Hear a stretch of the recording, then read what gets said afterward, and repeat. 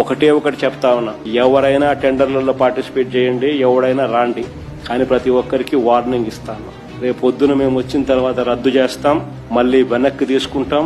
ఇది మాత్రం ఖచ్చితంగా అందరూ గుర్తుపెట్టుకోమని. ఇంకా విషం కక్కడం మాత్రం వైఎస్ఆర్ కాంగ్రెస్ పార్టీ వాళ్ళు వదులుకోలేదు. ఇప్పటికీ కూడా రెచ్చగొట్టే మాటలు మాట్లాడడం, ఇప్పటికీ కూడా బూతులు మాట్లాడడం, లేకపోతే చంపుతామని నరుకుతామని చెప్పడం. అసలు నాయకులుగా ఉన్న వాళ్ళు కూడా ఎలా పెడతారు పెట్టుబడులు, ఎలా తీసుకొని వస్తారు ఇక్కడ కంపెనీలు, మేము వచ్చిన తర్వాత అది చేస్తాం ఇది చేస్తామని భయపెట్టి ఒక అలజడి సృష్టించే పరిస్థితిలో ఉన్నారనంటే ఒకసారి ప్రజలు కూడా ఆలోచించాలి. ప్రజల కోసమా, లేకపోతే వాళ్ళ రాజకీయాల కోసమా, లేకపోతే వాళ్ళ తాలూకా దురాలోచనల కోసమా వాళ్ళు మాట్లాడే మాటలు అన్నీ కూడా అనేది ప్రజలు ఒకసారి గమనించాల్సినటువంటి అవసరం ఉంది.